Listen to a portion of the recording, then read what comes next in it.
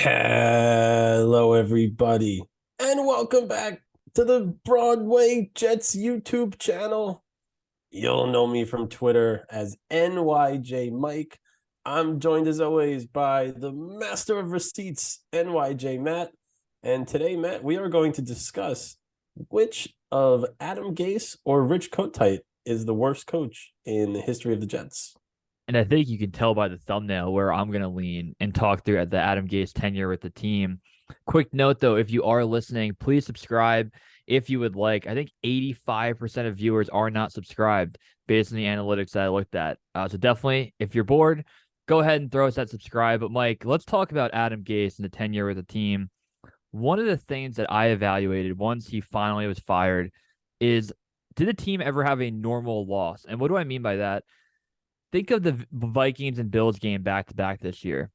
You lose both games by one score on the road, tough fought game. Could have had a chance to win, but at the end of the day, probably weren't the best team in the field. Move on. That never happened in the 23 losses that Adam Gase had in his 2 years. And we're going to break it down. It's disturbing stuff. It's fucked up. 2019, It's, it's really fucked up. 2019 and 2020 were dark times, man. So think of, I'm going to take everyone back who's listening to week one of 2019. You got new uniforms, new energy, year two of Sam. You're up 16-0 to the Buffalo Bills at home. Everything's going your way. Your Me two and Mike free are agent in the signings. crowd. Yeah. CJ Mosley has a pick six. Le'Veon Bell has just scored beautiful 2-point conversions. So And why does it's not? Oh, it's a one-score loss. You blew a 16-point lead. The home opener, opening day. Again, 0 for 1 right there. A clear disaster. think about the way the trajectory of the Bills franchise and the Jets franchise since that game. Bills go 10-6, haven't looked back. The Jets obviously haven't made the playoffs. And we're going to do a what if scenario moving forward on the channel. What if Mike McCarthy's hired in 2019? It's a very interesting route of where that goes. But then, all right, week two, Monday Night Football at home. Sam Darnold out with mono. Oh. Trevor Siemian breaks his fucking leg. Score 3 points in prime time at home under the lights with the entire world watching. Another game, not a normal loss. You score 3 points in prime time. I get you have your third string quarterback out there, but having Sam have mono on top of it is ridiculous. Yeah. People had very high expectations 2019. Darnold played well at the end of 2018, his rookie year.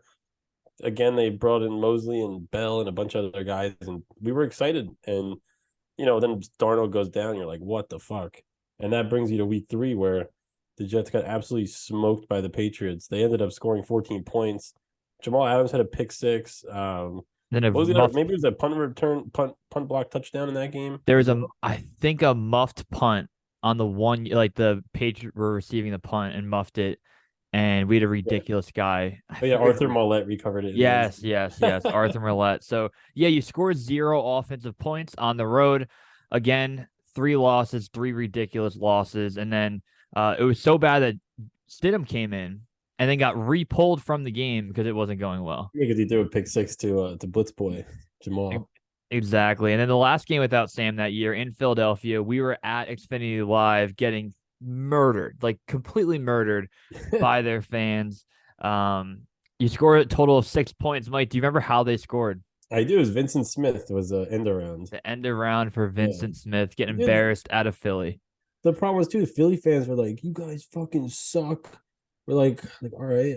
Yeah, no, the guy was yelling in Mike's ear as loud as he could, standing behind him, and was just screaming so loud. And I remember looking at him. I'm like, "Hey man, like I know we suck and your team is winning.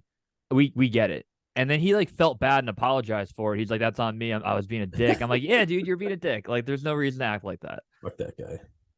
So in here there is a win, right? You beat the Cowboys. I won't go through all the wins. This is the whole point of this is to compare to Kotite. Kotite had 12 one-score losses, a handful of them by 3 points. This is to show maybe the win-loss record isn't as bad as Kotite, but the way they lost these 23 games is almost incomprehensible because the next Right. one is the Monday Night Football, the ghost game, which I even hate saying that word, but you get absolutely embarrassed. The funniest part is BetMGM had a promo where if you deposited $250, you get a free $500 bet if each team scored a point in this Monday Night Football game and the Jets were shut out.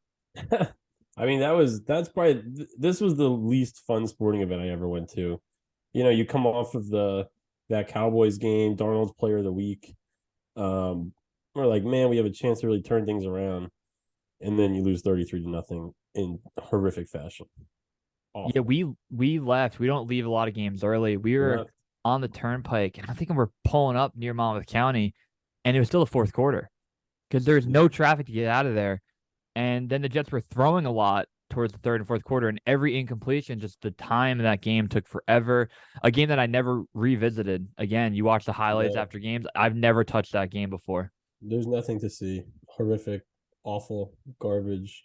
And then you get clowned in Jacksonville with their mascot wearing the ghost thing. They're playing Ghostbusters, and yeah, you lose by 2 touchdowns and turn the ball over 3 times to a team that ended up going 6-10. So again, you're going through this.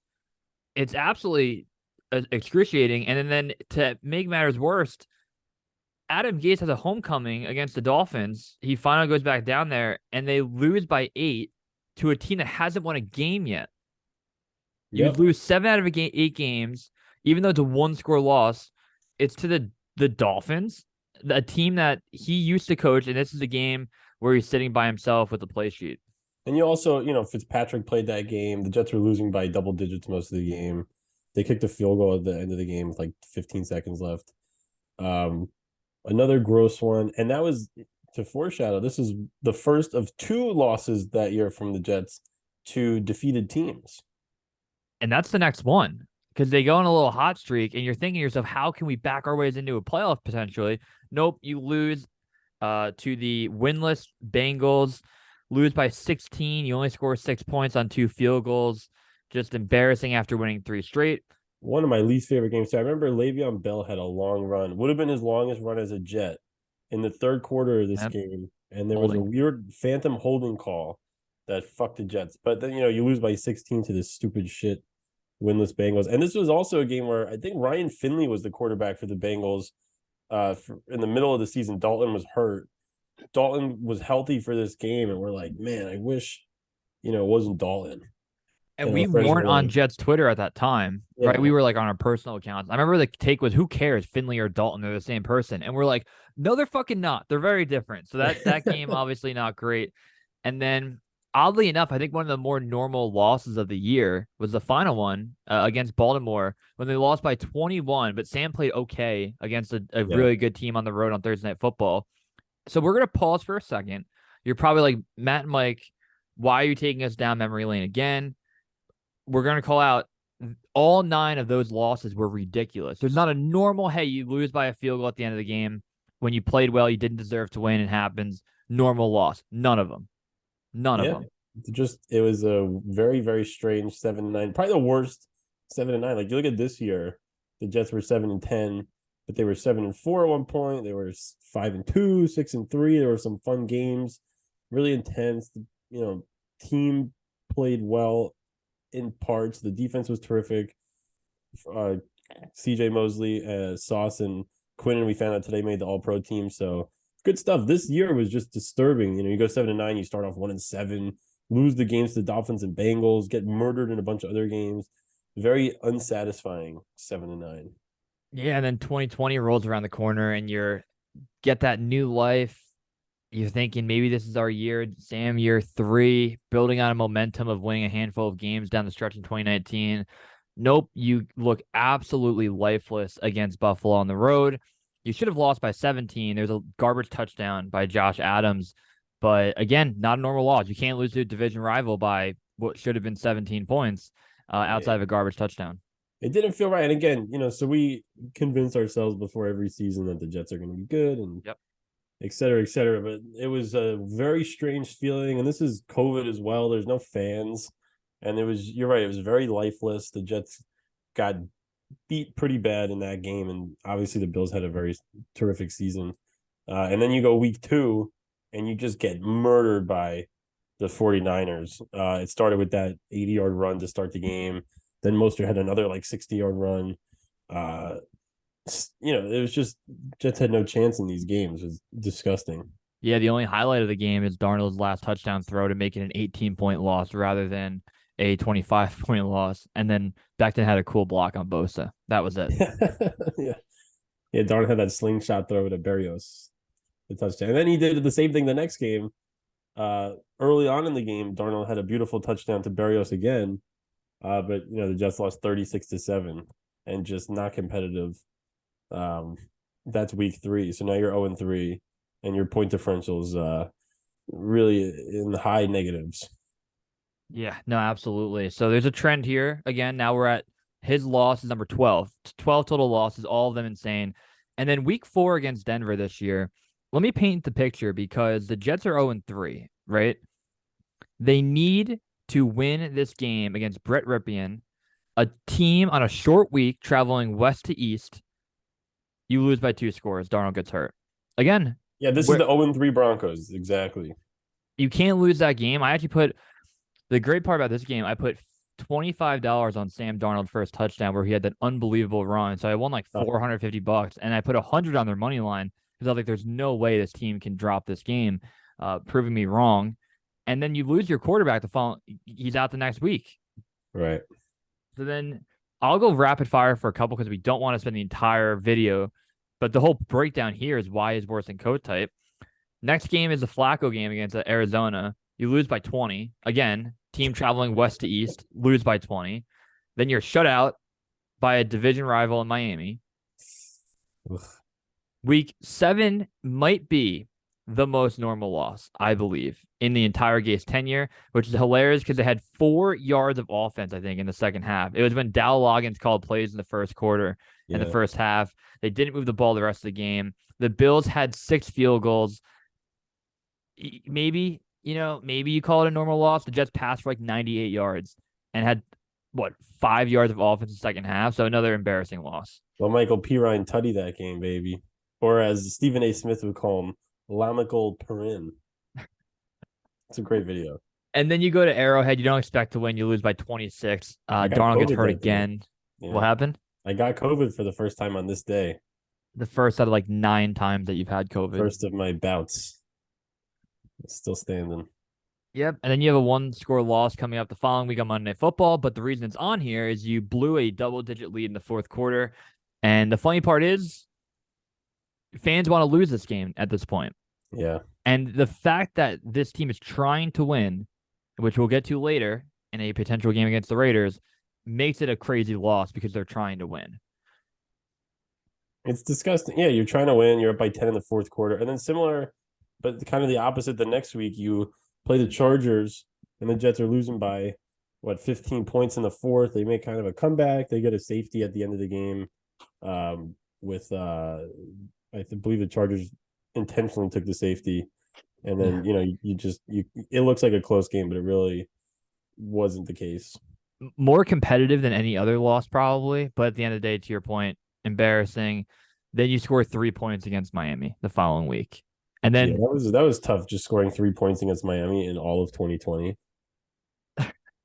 It's tough. Crazy. It's crazy. And then the infamous Oakland game. Again, they're trying to win this game. They're trying to win, and they get up a Hail Mary. Trying to win. You probably shouldn't send an all-out blitz towards the end of the game when you're trying not to allow a touchdown. And then, of course, noted good guy Henry Ruggs caught that. So one of the Raiders' many fine character draft picks over the last however many years. Raiders are known for that. But I wanted the Jets to win this game. I do not want the Jets to be defeated, which was the unpopular take. And then, the Jets obviously win the next 2 games. Or excuse me, first they lose to the Seahawks 40-3, a game that I actually missed. This is the only you were on a flight. Yeah, since 2011, and the Wi-Fi was down or something. I had a fit. I was freaking out. And then I called you after the game. I taped it. I didn't hear anything. And you were like, I'd never want to do this, but do not watch the game. I was like, are you serious? I was like, you should watch the highlights. Like, watch this 12-minute highlight because you landed, and obviously your thought is at the time, did they win because now we don't get Trevor Lawrence? Like, that was the take, and I was like, just watch the highlights, dude. Yeah. It was ridiculous. Yeah, and I was rooting for – I wanted Sam to play well. I was hoping that he would have a nice stretch run and come back as the quarterback in 2021. Um, and no, nothing good happened in that game. And the Jets still have not scored a touchdown in Seattle, uh, in Lumen Field. So it's been 4 games. It's 2000. It's tough. Yep, and then you lose by 14 the final week. So we just went through 23 losses by Adam Gase to prove that maybe one, like the Chargers game or maybe that Buffalo game, maybe one was normal. That is why I think he's worse than Rich Kotite. Now, did we watch all the Kotite games? No.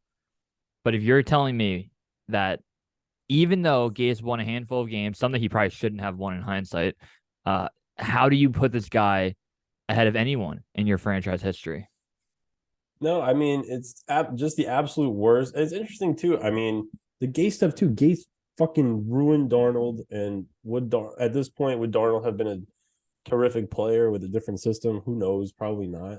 Um, but man, Kotite had in '95 the Jets had Boomer Esiason, and they were solid in '93, '94, and then they won 3 games in '95. '96 you have Neil O'Donnell who went to the Super Bowl with the Steelers and couldn't get it done. He's 0-6. And Frank Reich was actually the other quarterback for the Jets in '96, which is interesting. Um, and you win 1 game, but you're right. There's a lot of close losses in these games. Jets were in it. I mean, the games we just went through are very disturbing. What a low period in the franchise history. It's funny too, is when we made our Twitter accounts was like around COVID time 2020. So we were pumped up for that season, and it just was the worst season imaginable. And you still don't end up with the #1 pick. Um, and Trevor Lawrence goes to the Jaguars. So we did all that for nothing. Now, Zach Wilson came out of it. It is a net negative for sure. And you Yeah. brought up Gase and ruining Darnold. The toughest part about it was he'd be in interviews with the beat, obviously, after practice and games. And I remember him being asked, do you think Darnold has an ability to kind of pop next week and bounce back after they were like 0-7? He goes, I can't predict the future. That's your guy. Like, that's your guy, dude. He's such a dick. Every time Sam Darnold got on the radio, which was every Monday on ESPN New York, and in a press conference, he took full ownership. He said, it's on me. I'm letting the team down. I got to play better. Even when Gase was fired, Darnold said, I take part of the blame. I got to play better. I got to play better for him. And there's still a portion of the fan base. I remember following that time that they're like, oh, Darnold's annoying, whatever. Like one guy was mad on Twitter that Darnold's family had black and blue balloons after he went to the Panthers. He's like, oh, see, he doesn't even give a fuck. Like, we traded him, bro. Like, what are we doing here? So I really don't like Adam Gase. I think he's a bad guy. He's a I bad think guy. he's a He's a bad narcissist. person. Mm-hmm. He doesn't even like his family. That's kind of not right. But he didn't go to Thanksgiving with them in 2019 and then lost the winless Bengals. So you tell me. It was one of those things, like just the opening press conference with the eyes, and I was that for Halloween one year was a good one with the googly eyes. But I didn't care about that at first when it went viral. no, whatever. But you had a really good point. You were like, I remember you being mad about it, and I was like, yeah, it's kind of weird, whatever. You're like, it's not good that we're getting clowned on in a first press conference with this guy. And I was like, yeah, you're kind of right. And then it blew up, obviously. Yeah, I didn't want Gase to be the coach, but you never know. I wasn't furious. It wasn't our first, second, or third choice, but Jets hired him. I'm like, all right, let's give it a shot. Obviously, it doesn't go well. The thing that pissed me off the most too is when you're trying to develop Darnold, unleash the guy, and they did the opposite. It was like Gase was trying to win every game 17-14, which obviously didn't work out. So, it was very frustrating. I think, what was the stat, man? In 2020, the Jets obviously lost 14 games, so they're trailing in most games, and they were like 30th in the league in pass attempts. It just didn't make any sense. Yeah, that really bothered me. You're at a point when you're down that much, you have to start throwing the ball. Think of week 1 this year when Flacco threw for how many times? 50 plus, whatever. Yeah, right. You have to throw, and at a point, you need to know what you have, and that's why it's like Zach Wilson probably should have started the final week of the year just to know what you have. Right. I wanted to know what Sam was. Like, what if you just said, fuck it, 45 attempts, get him out of the pocket, have 4 wide, and just go. And what if he was best there and not in a Adam Gase offense? And Mike, I swear to God, if you look back at the Adam Gase tenure, there was never one time where Sam Darnold or any quarterback took a snap under center and either did play action or hand the ball off. They never did a 3 or 5 or 7 step drop. The only time they did it, there was like a trick play where there was like 3rd and 1, and Sam took a snap and immediately threw left. But think about it. Right now, Zach Wilson under center, single back. Instead of doing a play action, he can just take it and drop back. They never did that one time in the Adam Gase era. It was either a shotgun play action, a shotgun throw, single back handoff, or play action. Speaking of annoying things that the Jets always do that they did this year, I swear I don't remember the Jets ever audibling into a pass this year. Like if the Jets did some kind of audible, make a hand signal at the line of scrimmage, it was always to either change into a run or move the run, the direction of the run. Just like it's stuff like that where, tendency breakers. It's too inflexible, and there was a lot of that with Gase. A lot of that. It was just run our offense the way we want to run it. The only thing Gase was good at was scripting those first 10 plays. Yeah, they were pretty money, and especially in 2019 on the first drive. Yeah, first drive the Jets were good. I said the Jets should hire Adam Gase every game for the first drive, and then fire him every single game, just for the satisfaction. And we'd have a good first quarter offense. Oh, dude, I'm so hungover. Are you? Where were you at last night? I went to the bar. I did something hilarious. So I saw this girl and her friends, and I was like, "Hey, do you guys like shots?" And of course, everyone likes shots. So they said yes. So I'm like, "All right, let's get some shots." So we do some shots. What type of shots you go after? I wanted to get green tea shots because I'm a bitch, but they don't make them at that bar. So I got tequila shots, which There's is nothing horrible. wrong with the green tea, bro. There's nothing wrong with the green tea. Nothing wrong with green tea, but you could get some hate for that. But anyway, so we're taking shots, we're hanging out. I was like, "Can I have your phone number?" Blah blah blah. I think I made a joke about her emails. Like, let me get your email. She was like, "Fine." So she and all of her friends gave me their emails, and I sent her an email this morning of an itinerary of our potential date, and she liked it. She answered, and she said, "Yeah, that sounds good. I'll give you some availability and times." It's like, goddamn. Dude, NYJ Mike still got it, man. Pretty clean. Now, what was in the itinerary? In the itinerary, come to dinner down here. We go back home. We watch Broadway Jets on YouTube. It's like all that stuff there, or no? I told her, I'll call her an Uber home if she's more comfortable, traveling in packs, she can bring her friends, whatever she needs. So we'll see. We'll see what happens. On the off chance she watches this video, I was not talking to any other girls last night, just her. Like if she unprovoked watches the video and made it this far, I will Venmo you $1,000. Straight up $1,000. You don't know the scope of Broadway Jets. Does it really get out there to people? I'm sure, yes. Mike, I looked at the analytics. We have 0% of viewers women. Not even kidding. I swear to God. we need to expand our target audience. My girlfriend doesn't watch. Like she has a YouTube account and is the one. Like that's how I know. I'm gonna get her with it later. Like, have you watched any of the videos before? And she'll be like, yeah, I watched a few. 0 women have watched the video. You have to tantalize her with some dating talk. So I just provided our first segment of something that might be more interesting towards women. And again, women are great sports fans. I have a couple of friends who are girls who are terrific Jet fans. But listen to the fucking show. And look, I think we'll end it. I like it. And even look, we're not going to get canceled because there's none of them listening. So we need to get our scope out there to everyone else. We have 100% of a male audience right now. Yeah, well, we should probably promote the show to women next episode. Well, do you think they're gonna look at a YouTube video that has a prison cell with Adam Gase cut out that says "prison" pointing at him? You think that like a girl's going through YouTube, it's like, "Oh, this is a video for me"? Yeah, it's probably like it's for anybody.